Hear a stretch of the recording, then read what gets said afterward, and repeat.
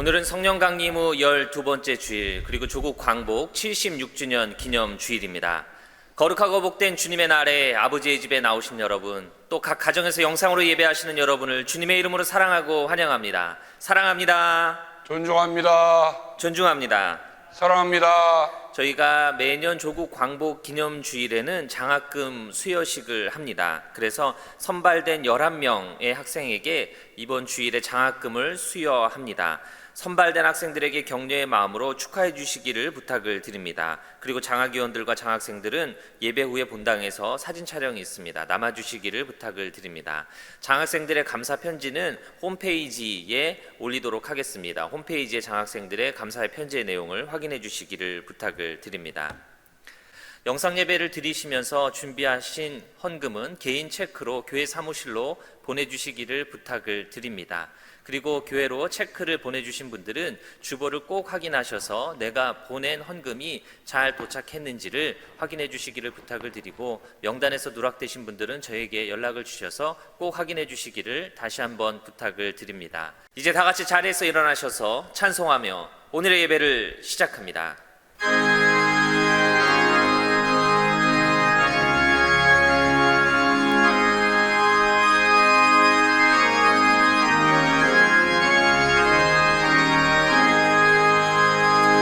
시온의 영광이 빛나는 아침, 어둡던 이 땅이 밝아오네. 슬픔과 애통이 기쁨이 되니 시온의 영광이 비춰오네. 시온의 영광이 빛나는 아침, 내였던 종들이 돌아오네. 오래전 선지자 꿈꾸던 복을 만민이 다시 누리겠네.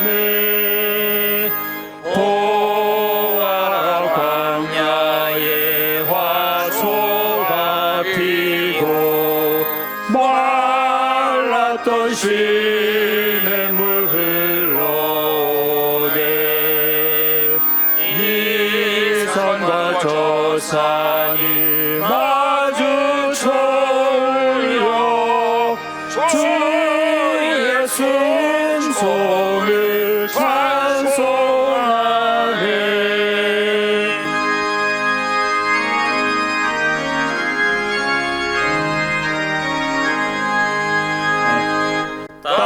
땅들아 바다야 많은 섬들아, 찬양을 주님께 드리어라. 싸움과 죄악이 가득한 땅에 찬송이 하늘에 사무치네.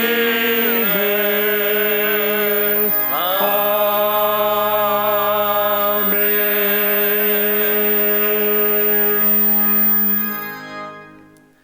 주님을 믿는 성도들아, 그를 경외하여라. 그를 경외하는 사람에게는 아무런 부족함이 없을 것이다.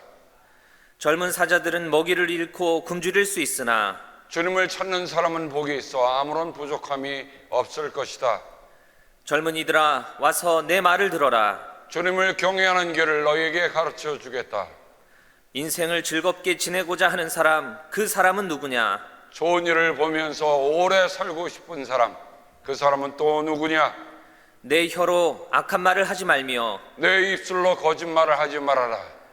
악한 일은 피하고 선한 일만 하여라. 평화를 찾기까지 있는 힘을 다하여라. 아멘. 사도신경으로 우리의 신앙을 고백합니다. 전능하사 전능하사 천지를 천지를 만드신 만드신 하나님 아버지를 내가 믿사오며 그 외아들 우리 주 예수 그리스도를 믿사오니 이는 성령으로 잉태하사 동정녀 마리아에게 나시고 본디오 빌라도에게 고난을 받으사 십자가에 못 박혀 죽으시고 장사한 지 사흘 만에 죽은 자 가운데서 다시 살아나시며 하늘에 오르사 전능하신 하나님 우편에 앉아 계시다가 저리로서 산자와 죽은 자를 심판하러 오시리라. 성령을 믿사오며 거룩한 공예와 성도가 서로 교통하는 것과 죄를 사하여 주시는 것과 몸이 다시 사는 것과 영원히 사는 것을 믿사옵나이다. 아멘.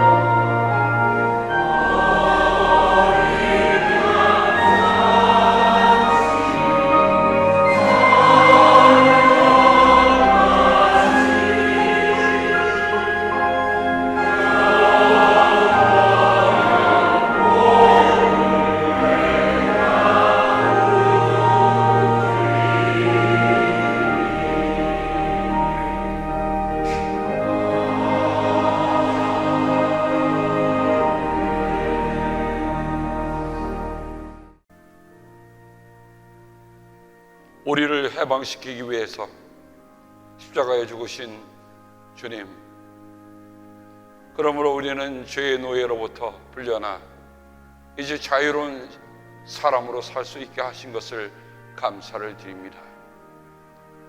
다시는 종의 멍에를 매지 말라. 그리스도께서 우리를 자유케 하셨으니 주님, 어떤 것도 우리를 다시금 노예로 돌아가는 일이 없도록 하나님이여 붙잡아 주시고 인도하여 주시옵소서. 조국 광복 76주년 기념주일입니다. 우리가 한 일이 무엇이었겠습니까?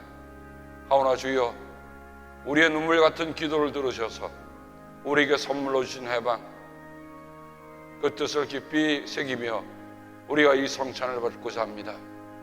주님의 영이시여, 사랑하는 우리의 나라와 사랑하는 백성들을 기억하여 주시옵소서. 성령으로 함께하여 주옵소서. 하나님 없는 자유는 자유가 아닌 것을 알게 하옵소서. 성령님, 이 성찬에 함께하여 주옵소서. 그래야 우리의 어두운 눈이 주님의 얼굴을 볼 수 있는 귀한 은혜를 허락하옵소서. 고마우신 예수님의 이름으로 감사하며 기도합니다. 아멘.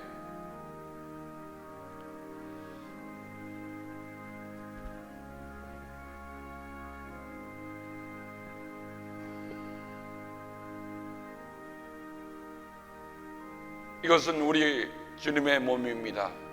나는 주님을 기억합니다.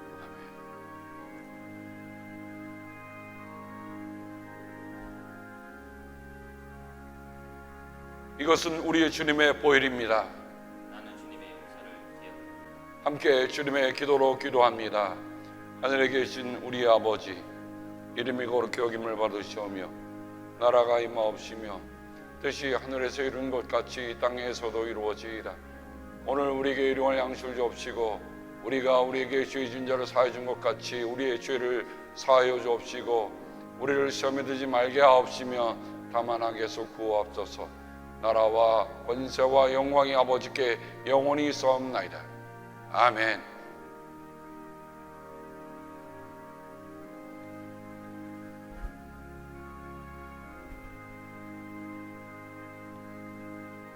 그리스도의 몸입니다. 나는 주님을 기억합니다. 아멘. 나는 주님의 용서를 기억합니다. 아멘.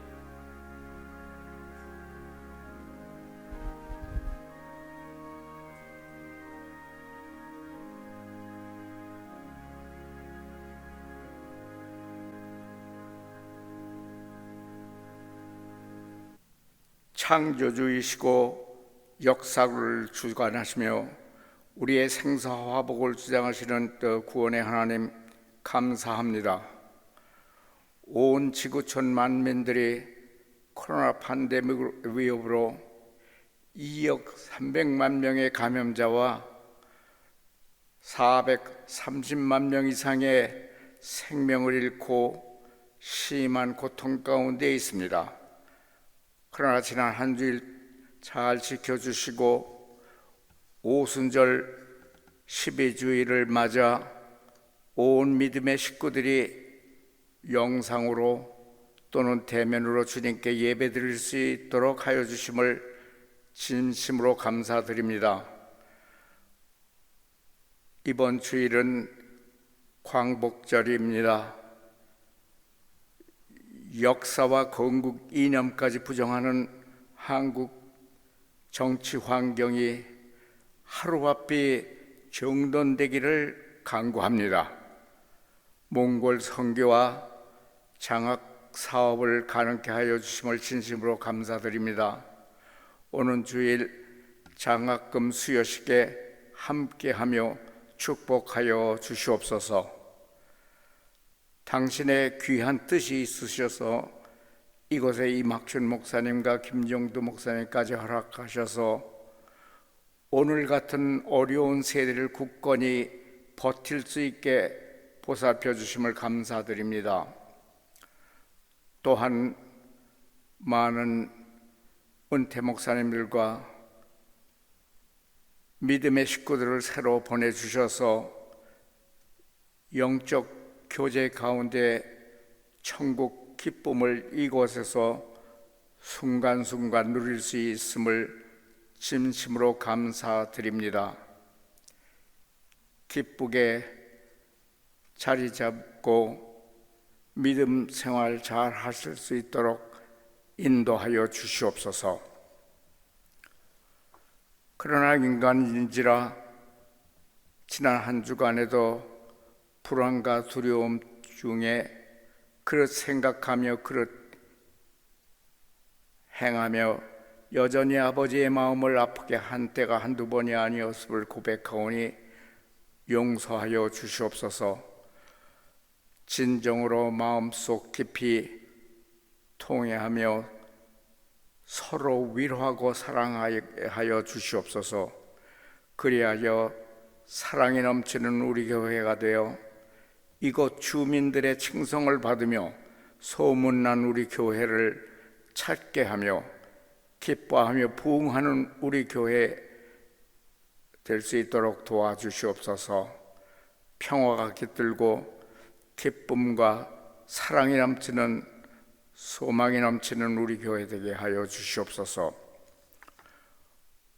우리 믿음의 식구 중 육체적 질고로 간절히 기도하며 투병하는 분들 여러분 계십니다. 항암 치료를 하시는 분들, 특히 한봉열 집사님, 신옥자 원사님 간절한 기도 들어주시고 응답하여 병든 세포는 건강 세포로 바뀌오며 당신의 강력한 치유의 능력이 산 증인이 되어 위대한 간증의 과정으로 만들어 주님께 영광 돌리게 하옵소서. 영적으로나 정신적으로 육체적으로 어려움 머물지 않고 밝고 기쁨으로 옮겨 주시옵소서.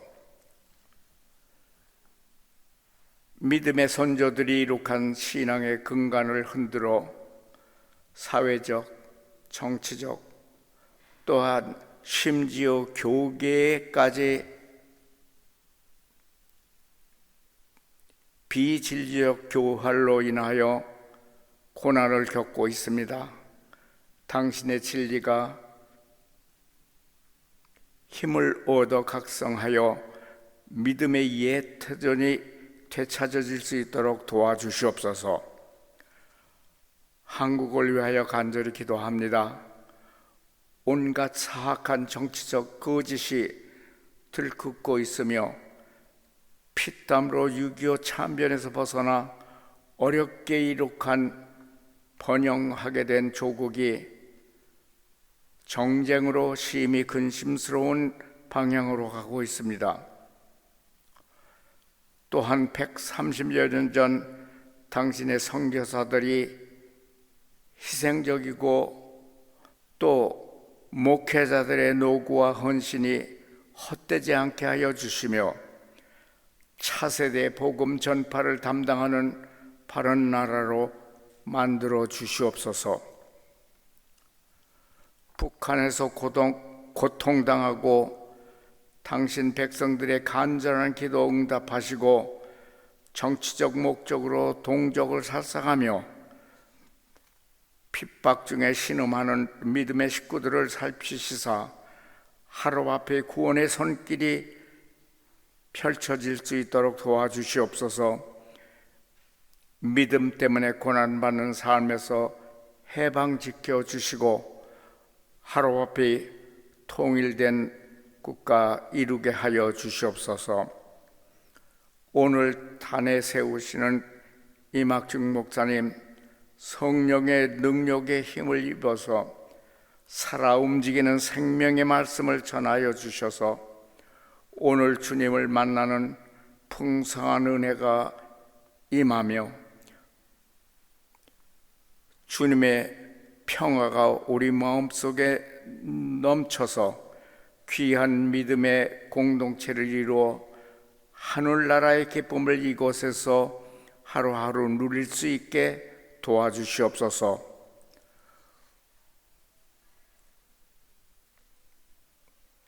오늘 드리는 예배에 당신께서 임재하셔서 영광 받아 주시옵소서. 우리를 죄에서 구원하시고 항상 임마누엘 하시는 예수 그리스도 이름 받들어 간절히 기도드립니다. 아멘.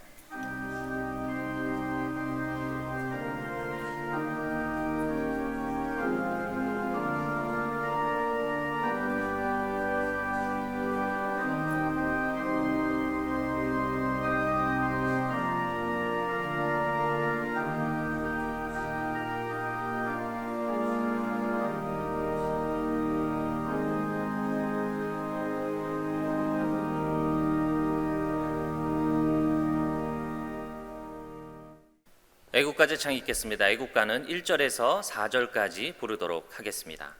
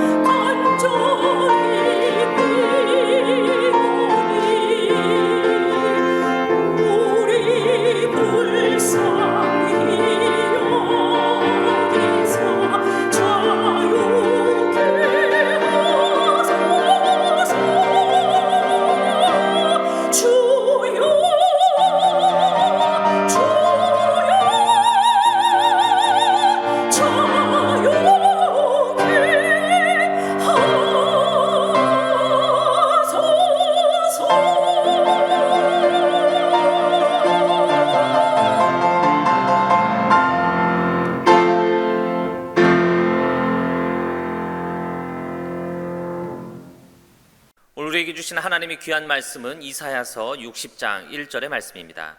이사야서 60장 1절의 말씀을 제가 읽어드리겠습니다. 예루살렘아 일어나서 빛을 비추어라. 구원의 빛이 너에게 빛이었으며 주님의 영광이 아침에처럼 너희 위에 떠올랐다. 우리에게 주시는 하나님의 귀한 말씀입니다. 담임 목사님 나오셔서 일어나라 대한민국 빛을 비추어라 라는 제목으로 말씀 전하여 주실 때에 큰 은혜의 시간 되시기를 바랍니다. 아마 평생에 한 번 쓸 제목을 오늘 말씀의 제목으로 삼았습니다. 일어나라 대한민국 빛을 비추어라. 벌써 조국을 떠난 지 32년이 지났습니다. 어쩌면 제 인생의 절반은 제가 태어난 나라에서, 그리고 절반은 이곳 미국에서 지내고 있습니다. 그래도 태어난 곳이 한국이어서 한국에 대한 생각은 결코 지울 수 없고, 또 한국에 대한 기도는 끄질 수가 없습니다. 오늘이 대한민국의 광복 76주년 주일입니다. 저는 조국 광복 60주년 때에 설교문을 적어서 출판한 적이 있었습니다. 다시 그 60주년에 있었던 그 설교문을 보면서 그 가운데서 역시 지금도 잊혀지지 않은, 잊을 수 없는 내용이 있었습니다. 그건 다름이 아니라 1885년에 인천 제물포를 통해서 왔던 우리 아펜젤러 선교사님 내외와 언더운드 선교사님, 비로소 공식적으로 기독교가 한국에 들어왔고요. 그로부터 한국교회는 놀라운 속도로 성장했습니다. 20주년이 되던 1905년, 왜 1905년을 이 시간 말씀드리냐면 1905년에 드렸던 한국의 온 교회의 기도가 앞으로 맞이할 광야 40년을 지나게 하는 힘이 되었다는 생각이 다시금 듣게 되었습니다. 무슨 기도를 어떻게 드렸는가? 제가 그때 그 설교문에 이렇게 적었습니다. 1905년 7월부터 11월 15일까지 한국의 모든 교회는 오후 3시부터 4시까지 나라를 위해서 합심하여 기도했습니다. 그 기도의 내용을 다시 읽습니다. 만왕의 왕이신 하나님이시여, 우리 한국이 죄악으로 침륜에 들었음에 오직 하나님밖에 빌 데 없사와 우리가 일시에 기도하오니 한국을 불쌍히 여기사 예레미야와 이사야와 다니엘이 자기 나라를 위하여 간구함을 들으심과 같이 한국을 구원하사 전국 인민으로 자기 죄를 회개하고 다 천국 백성이 되어 나라가 하나님의 영원한 보호를 받아 지구상에 독립국이 확실케 하여 주심을 예수님의 이름으로 비옵나이다. 아멘. 아직 20살밖에 되지 않은 청년 기독교 한국이었습니다. 그러나 청년 20살의 한국 기독교는 나라가 돌아가는 것을 누구보다도 예민하게 깨우칠 수 있었어요. 이대로 가다간 나라가 망할 것이다 라는 것을 먼저 깨우친 이들이 한국의 기독교인들이었다. 그리고 나라가 기울어진 것을 보면서 그들이 합심하여 그렇게 기도하기 시작했습니다. 우리가 잘 알듯이 그로부터 5년 후 1910년에 일본은 한국을 집어먹는 소위 말하는 경술국치가 있었고요. 그리고 1945년 해방되기까지니까 1905년에 기도했으니까 40년간의 광야를 지날 수 있었던 기도를 이미 그들은 5년 동안 하나님 앞에 일시에 함께 기도했던 내용을 읽다 보면, 하나님, 오늘 우리가 대한민국을 위해서 어떻게 해야 합니까? 1905년에 20살밖에 되지 않은 한국 기독교가 나라를 위해 기도했는데 지금 136살이 된 한국의 교회는 무엇을 위해 어떻게 기도하고 있는가 하는 생각을 들어보니 참 가슴이 아플 수 없습니다. 아플 수밖에 없어요.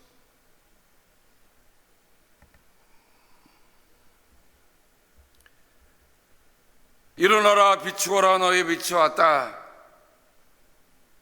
원문에 보면 구미 오리라고 시작됩니다. 구미라는 구미에서 온 말이요, 오리라고 하는 오르 빛이라는 말에서 온 말입니다. 그래서 저는 이 쿰을 다시 한번 읽습니다. 얼마 전에 제가 여러분에게 쿰 하면서 자기 석자 이름을 넣어보라고 했어요. 쿰 리막춘. 오늘은 쿰 대한민국. 쿰이란 말을 떠오르면 제일 마음에 떠오르는 노래가 하나 있습니다. You raise me up. 근데 이 You raise me up 다음에 그 안에 내용에 보면 You raise me up more than I can be. 내가 될 수 있는, 내가 할 수 있는, 내가 정말 이렇게 할 수 있는 것보다 더 주님은 나를 일으켜 세우신다는 그 노래가 정말 저는 조국 광복주일에 사랑하는 성도들과 함께 나누고 싶은 마음이 정말 그런 마음뿐이에요.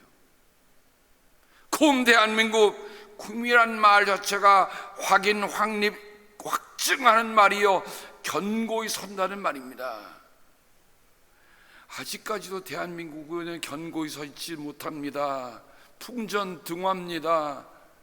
그저 북한에 무슨 말 하나 하면 그냥 어쩔 줄 몰라 하는 나라가 왜 이 모양 이 꼴로 남아 있는지 참 가슴이 아플 수가 없습니다.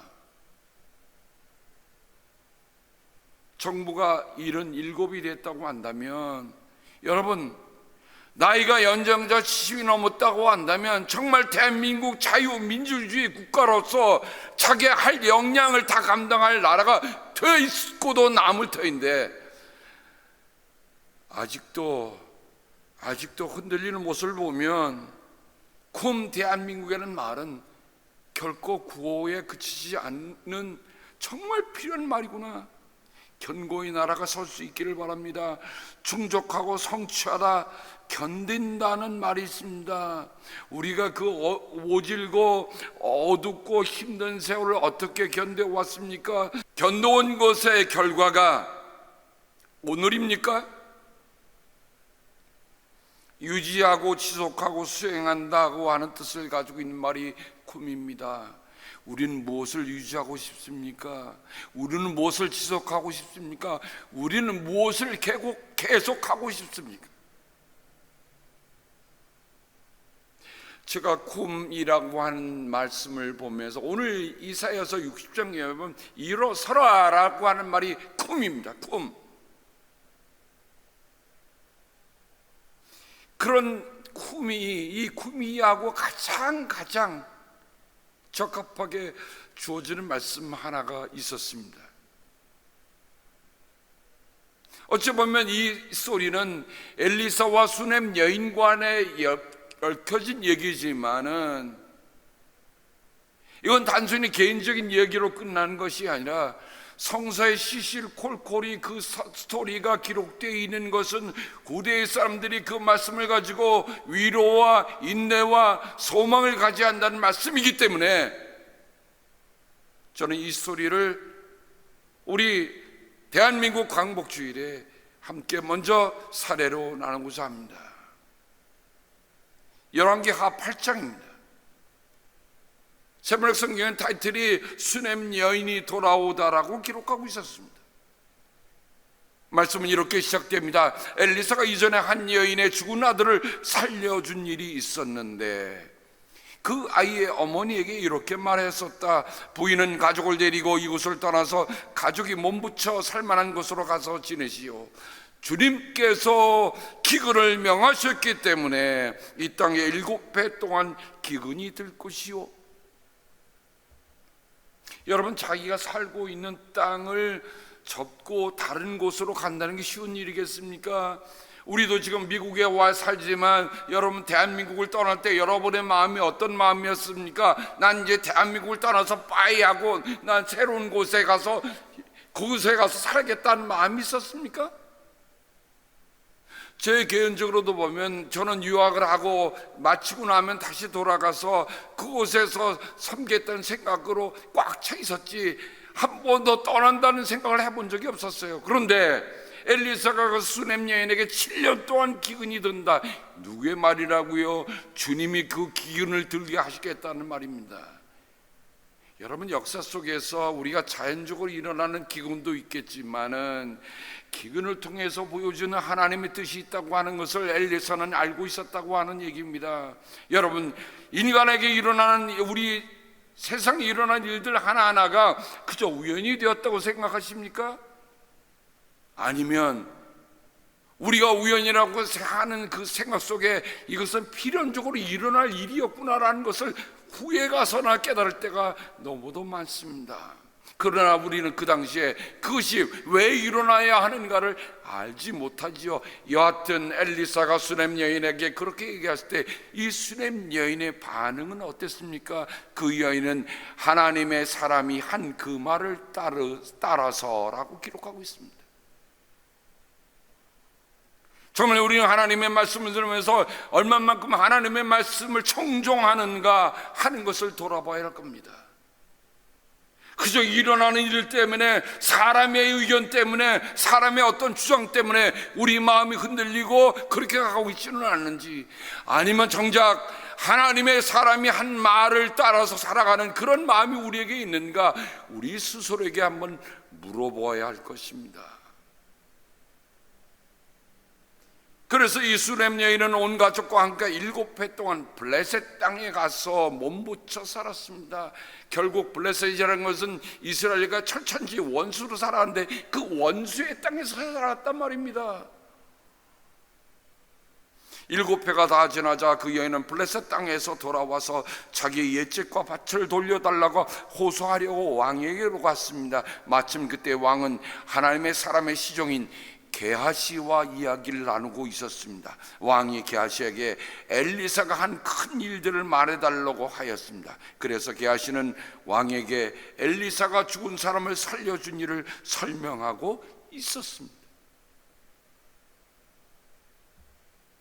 여러분, 사람이 죽은 사람이 살아났다는 얘기를 여러분 들으면 여러분 어떻게 하시겠어요?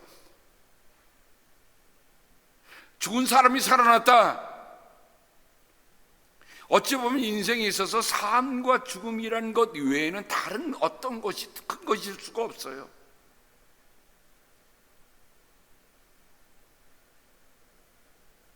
무슨 일이 있었습니까?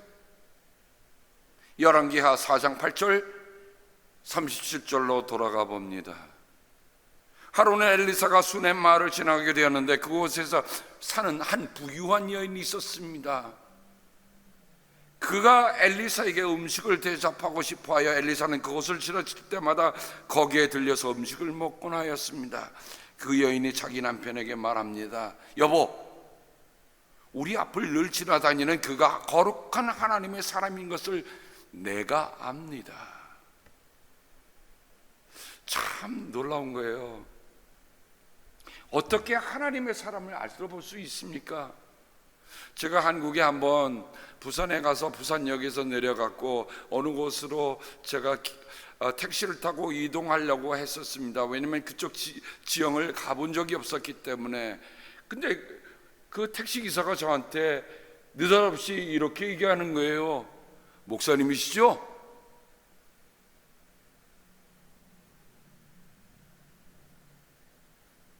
저는 갑자기 한 번도 만나본 일이 없고 제가 정말 오랜만에 한국으로 찾아가서 정말 어리버리하게 지형도 잘 모르고 그런데 택시를 탔는데 그 기사가 하는 소리가 목사님이죠 하는 말에 그냥 너무 당황을 했어요.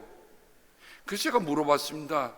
어떻게 하셨어요? 그랬더니 이 운전기사가 하는 소리가 내가 마쳤으니 막걸리 사주세요 그러는 거예요. 웃으며 지나갔지만 여러분, 그 기사는 어떻게 제가 목사인 걸 알아봤을까? 근데 여러분, 이 수냄 여인은 부유한 여인이었습니다. 부유하다고 하는 말은 자기의 삶에 부족함이 없는 여인일 수도 있습니다. 그런데 이 여인에게도 부족한 것이 있었다는 얘기입니다. 근데 중요한 것은 이 여인이 정말 자신의 삶의 풍족한 가운데서도 하나님의 사람을 알아보고 하나님의 사람을 대접하며 그리고 그의 집에 그가 쉴 방을 드리자는 얘기를 하는 겁니다. 참 놀라운 일이에요. 저도 종종 그런 얘기를 들 때가 많습니다. 선교사님을 위해서 방을 마련하는 분들도 계시고요, 또 목회자가 어디에 가면 그분들이 방을 마련하는 분들이 얘기를 종종 들을 때가 있습니다. 하루는 엘리사가 이제 자기를 마련해진 그런 다락방 같은 쉼 곳이 있으니까 그 다락방에 올라가서 누워 쉬게 되었습니다. 그리고 젊은 시종 게하시를 불러서 그 수냄 여인을 불러오게 합니다. 사람이요, 뭔가 이렇게 정말 자기를 진심으로 대해주는 여인을 만나니 엘리사도 마음에 그냥 대접만 받고 지내기가 뭐하잖아요, 그죠? 그래서 수냄 여인에게 묻습니다. 내가 부인을 위해서 무엇을 해드리면 좋겠습니까? 너무가 수고가 많으십니다. 부인을 위하여 왕이나 군사령관에게 무엇을 좀 부탁해 드릴까요? 여러분, 이 엘리사가 왕도 움직일 수 있고 군사령관도 움직일 수 있는 하나님의 사람이었다는 것을 우리는 기억해야 합니다. 그러자 그 여인은 얘기합니다. 저는 잘 지내고 있는데요.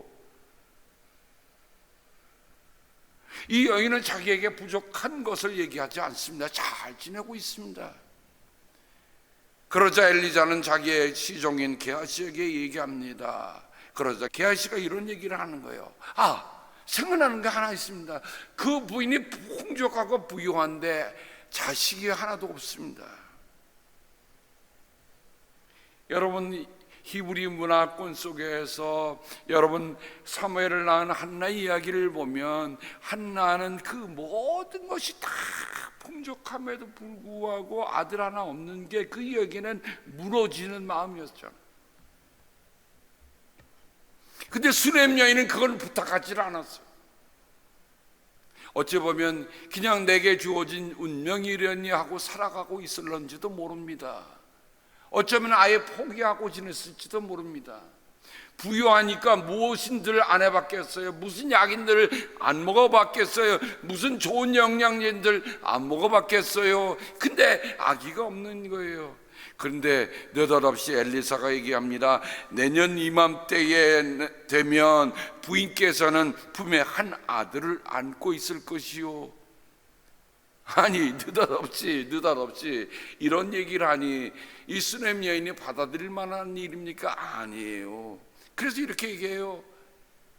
여러분, 세례 요한의 아버지 사가랴 엘리사벳에게도 정말 아들을 준다는 말을 믿었습니까? 못 믿었거든요. 믿을 수가 없었어요. 왜? 내 자신의 처지로 보면 될 수 없는 일입니다. 될 수 없는 일이에요. 수냄 여인도 마찬가지입니다. 그런 말씀하십시오. 예언자님, 하나님의 사람께서도 저 같은 사람에게 농담을 하시는 겁니까? 농담이라도 좋은 농담이 있고요, 농담이라도 사람의 마음을 아프게 하는 농담이 있겠지만은 엘리사에게 준 이 수냄 여인을 한 이 말을 들은 엘리사는 정말 정중하게 분명히 말씀했을 것이고, 이 여인은 농담이라고 얘기했지만 그대로 하나님이 그에게 자식을 주었습니다. 여기까지 썰을 읽어보면 참 너무 아름다운 얘기 아닙니까? 수넴 여인은 하나님의 사람을 위해서 극진히 대접하고 방도 마련하고 자기 지극정성으로 다 모시는데, 엘리사 하나님의 사람도 그것을 내꺼려니 받지 아니하고 하나님께 구하여 그 여인이 아기를 낳았다는 말입니다. 여기까지는 해피 스토리입니다. 그런데 이 아이가 자라는데 아버지와 함께 곡식을 거두고 있는 곳에 나갔다가 이 아이가 갑자기 머리를 쥐어싸더니 아이고 머리야, 아이고 머리야 하면서 비명을 지르는 것이었습니다. 아버지는 허겁지겁 젊은 일꾼에게 그 아이를 안아서 어머니에게 데려다 주라고 일렀고요, 그 일꾼은 그 아이를 안아서 그의 어머니에게로 데려갔는데 그 아이는 점심때까지 어머니의 무릎에 누워있다가 마침내 죽고 말았습니다. 참 요즘 더 느끼는 거는요, 이거 느낍니다. 인생은 끝날 때까지 모르는 거다. 맞죠?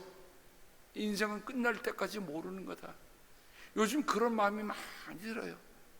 내가 안다고 해서 얼마나 더 알면, 내가 한다고 해서 얼마나 더 하는가. 내가 할 수 없는 일에 부딪힐 때는, 내가 정말 극복할 수 없는 일에 부딪힐 때는 어떡하고요? 이 여인이 아기를 원해서 얻었던 겁니까? 아니에요. 그야말로 하나님께서 주신 선물이었잖아요. 근데 여러분, 만약에 선물로 받았는데 누가 도로 내놔라고 했다면 여러분은 어떤 마음이 들까요? 그 선물을 받아서 너무 좋아서 애지중지하며 그것을 받고 있는데 갑자기 그 선물 내게 돌려다오라면 여러분은 어떤 마음이 들겠습니까? 이 수넴 여인은 죽은 아들을 데리고 그 다락방에 올라가 하나님의 사람이 눕던 그 침대에 아들을 눕혀놓고 내려옵니다.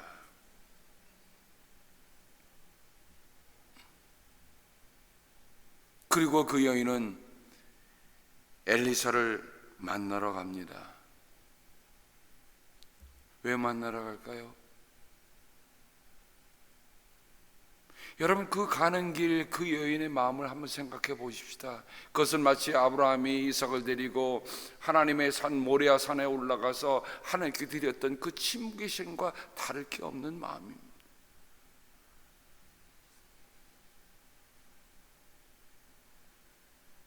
여인이 저쯤 왔을 때 게하시가 달려가서 문안하는데 그 여인은 모두 별거 없다고 얘기를 합니다. 야, 이거 별거 있는 거잖아요. 근데 별거 없다고 얘기합니다. 게하시에게는 자기 속마음을 내놓지 않습니다.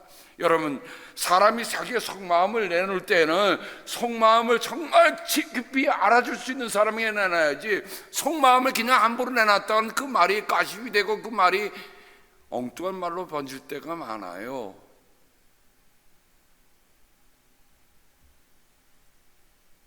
그 여인은 산에 있는 하나님의 사람에게로 가서 그의 발을 꼭 껴안습니다.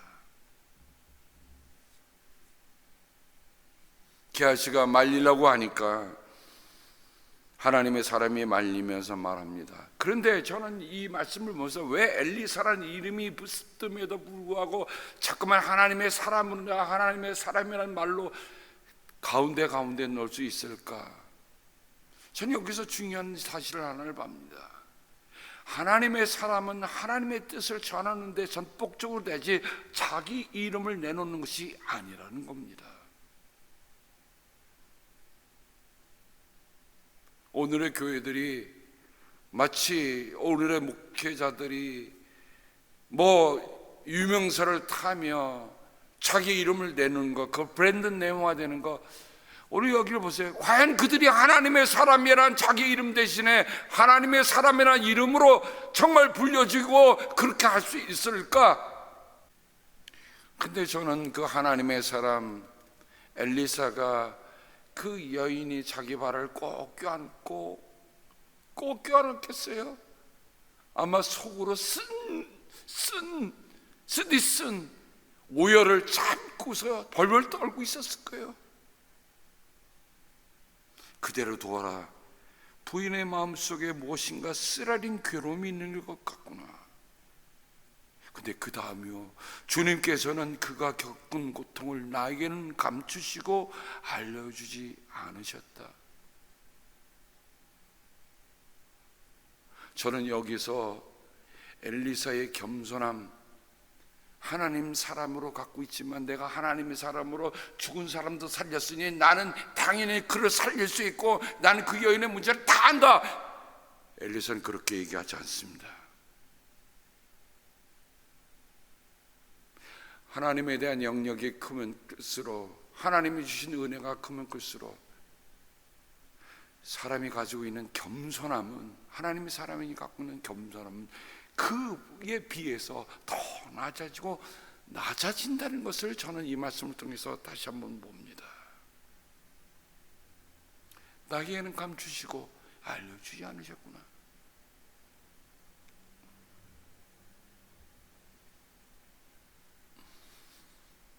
여인은 문제를 얘기하고요, 아들이 죽었다는 얘기를 합니다. 내가 언제 아들을 달라고 했습니까?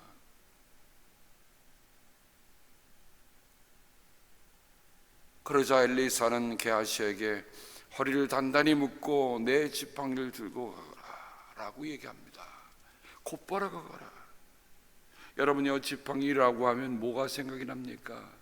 저는 이 지팡이라는 말 보면서 하나님께서 모세에게 들었던 그 지팡이를 하나님의 지팡이로 바꾸셨던 그 사건이 기억이 났고요, 다윗이 주의 지팡이와 막대기가 나를 안위하시나이다 하는 주님의 지팡이가 생각이 나더라고요. 그냥 지팡이가 아니더란 말입니다. 주님의 지팡이에요. 근데 이 여인은 한사코마도합니다. 주님의 살아계심과 예언자님의 목숨이 살아계심을 두고 맹세합니다. 저는 어떤 일이 있어도 예언자님을 떠나지 않겠습니다. 엘리사는 하는 수 없이 일어나서, 하는 수 없이, 여러분 엘리사는 안 가도 됐을런지도 모릅니다. 근데 그 여인이 너무 애원하고 통곡하고 꼭 보니까 하는 수 없이라고 되어 있습니다.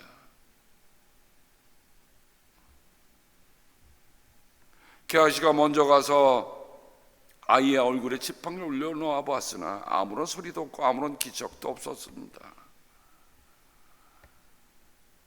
게하시는 불이 나게 가서 엘리사에게 얘기합니다. 아이가 깨어나지 않습니다. 죽은 아이에게 지팡이를 놔도 이 아이가 움직이지 않는 거예요. 그리고 엘리사가 이 아이를 살리는데요, 여기에 보면 그 아이 위에 몸을 포개어 엎드리고 자기 입을 그 아이 입에 두고 자기 눈을 그 아이의 눈 위에 두고 자기 손을 그 아이의 손 위에 놓고 그 아이 위에 엎드렸다라고 합니다. 여러분, 유대인들에게 죽은 시체가 손다는 건 부정타는 일이잖아요. 근데 엘리사는 어떡합니까? 그 죽은 시체 위에 자기의 몸을 포개는데 눈에는 눈, 손에는 손, 입에는 입, 놀라운 일이 생겼습니다. 아이의 몸이 따뜻해지기 시작했습니다. 성경에 보면 그것으로 끝나는 게 아니더라고요. 엘리사가 잠시 내려앉았다가 집안 이곳저곳을 한번 거닌 뒤에 다시 올라가서 그 아이의 몸 위에 몸을 포개어 엎드린다니 마침내 그 아이가 7번이나 재채기를 한 다음에 눈을 떴다라고 기록합니다.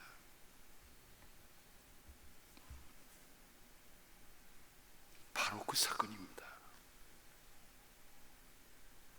어떻게 하나님의 사람 엘리사가 그 수냄 여인을 어떻게 살렸는지, 근데 그 수냄 여인이 기근이 들어서 7년 동안 블레셋 땅에 갔다가 돌아와서 자기가 가졌던 자기의 소유를 다시 돌려달라고 왕에게 호소하니까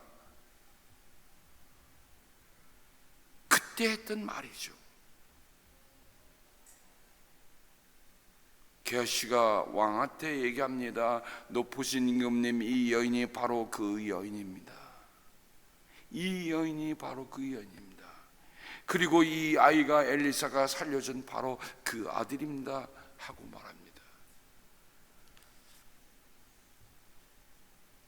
왕은 사실여부를 묻은 다음에 시내들이 명해서 그 여인의 재산을 모두 돌려주고, 이 여인이 땅을 떠난 그날부터 지금까지 그 밭에서 난 서출을 모두 돌려주라고 얘기합니다. 왜 그랬을까요? 누가 살렸습니까? 누가 그 죽은 아이를 일어나라고 했습니까?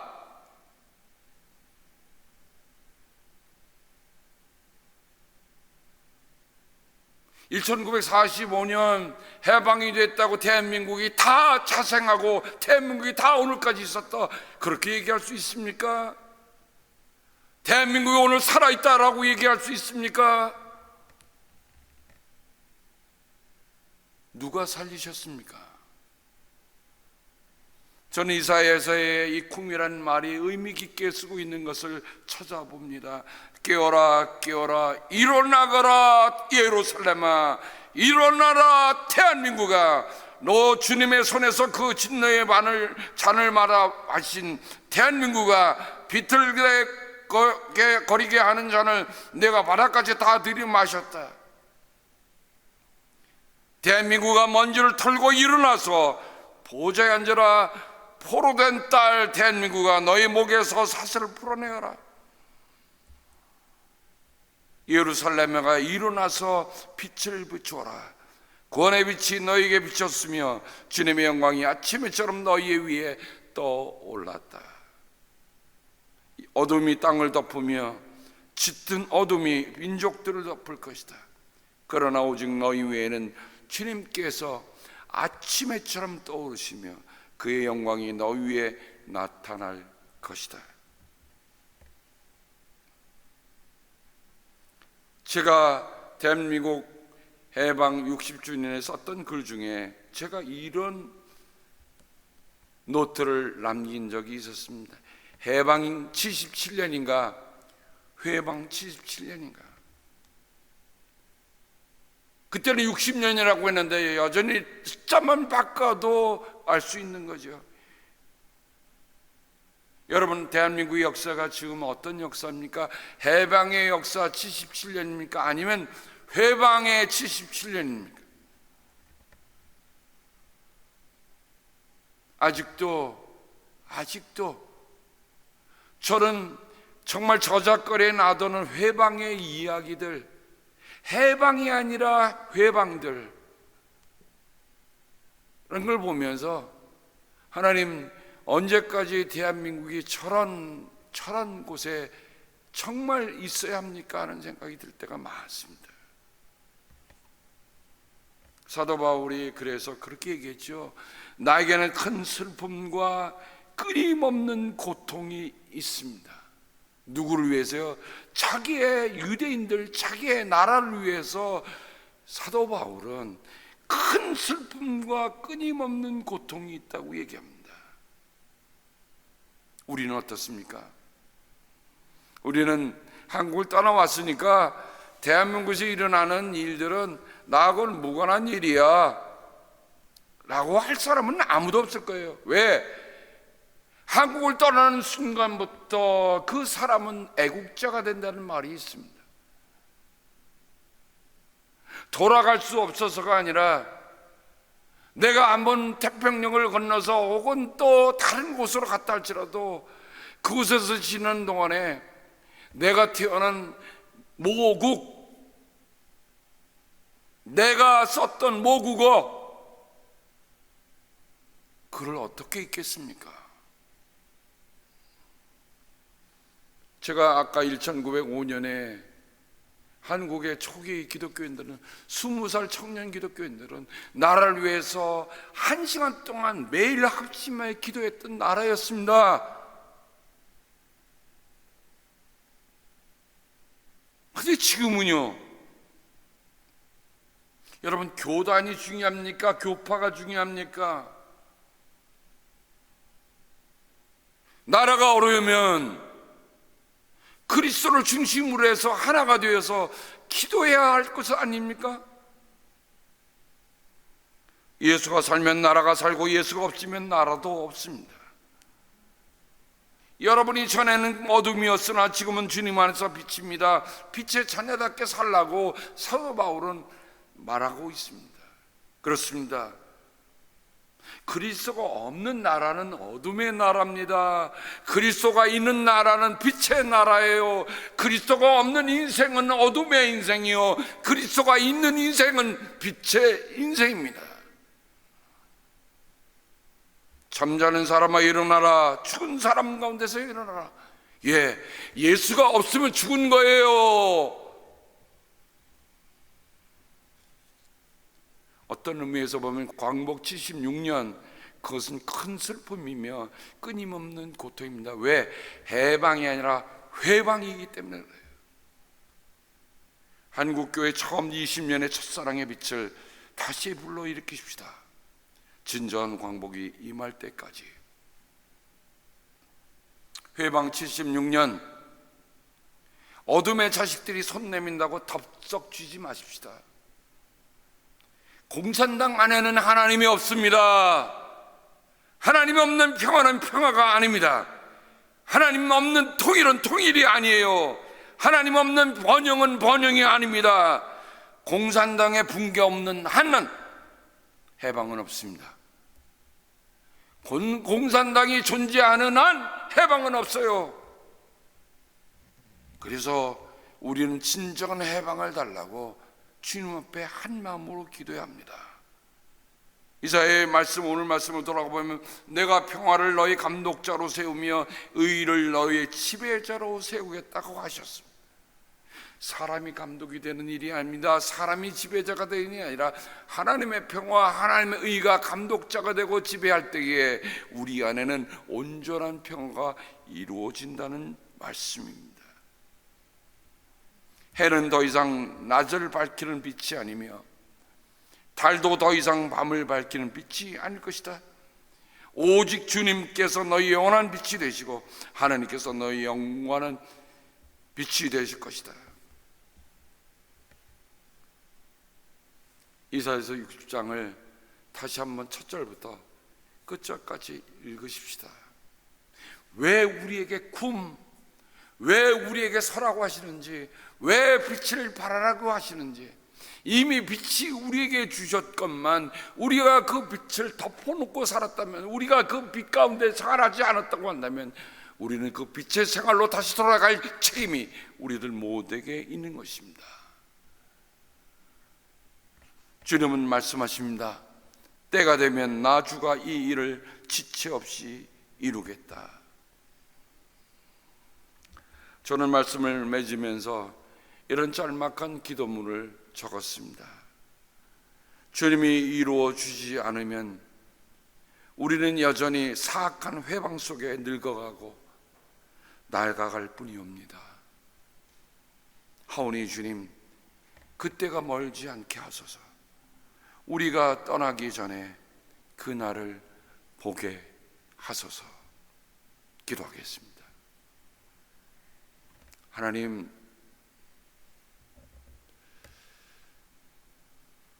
해방 76년입니다.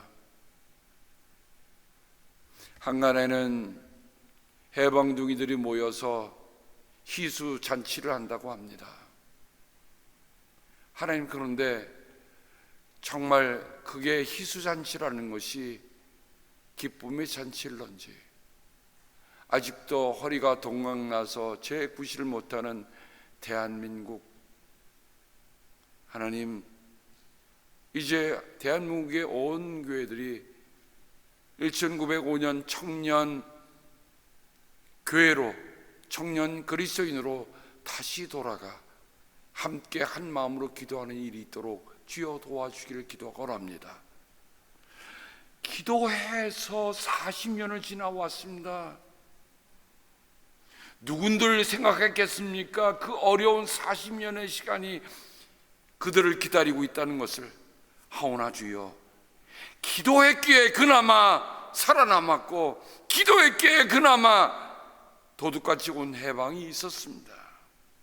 하나님, 이 시간 우리의 대한민국을 위해 기도합니다.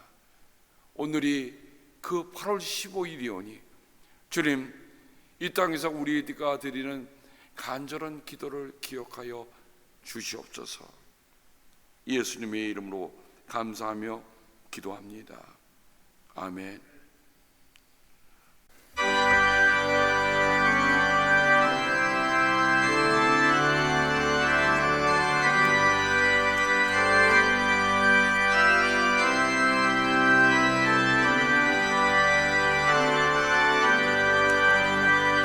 아침 해가 돋을 때 마음을 신성하여라.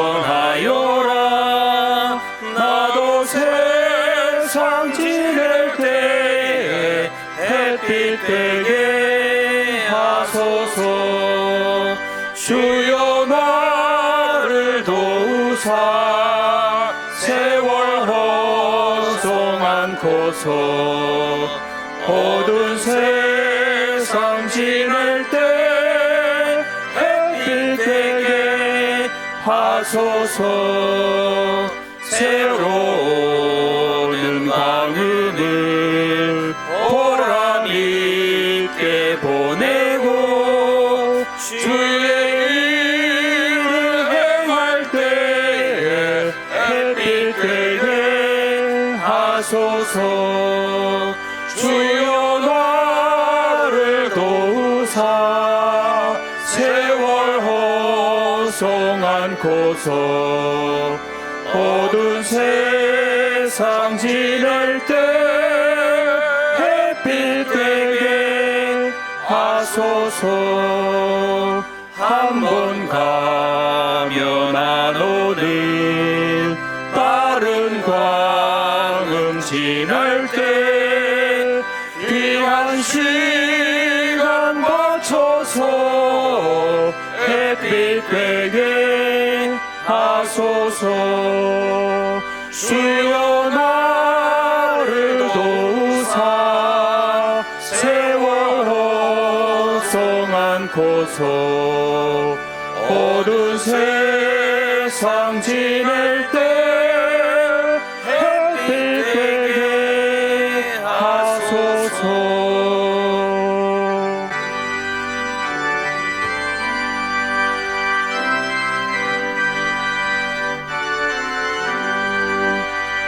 밤낮 주를 위하여 몸과 마음을 드리고 주의 사랑 나타내 햇빛 되게 하소서.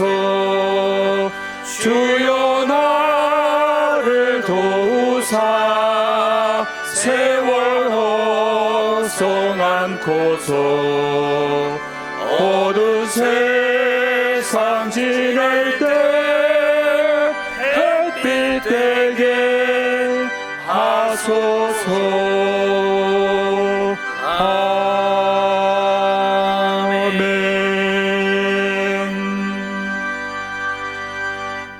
하나님 아버지, 그렇습니다. 아마 76년 해방둥이들은 내가 어떻게 벌써 76살 희소 생일을 맞이했는가, 참으로 시간이 빠르구나 얘기할 수 있을 것입니다. 그렇습니다.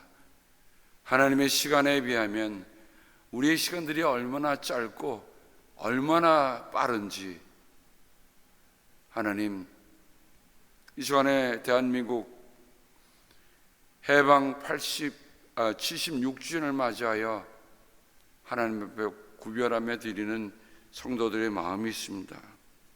아버지, 진정한 해방을 우리에게 곧 이루어 주시기를 기도합니다.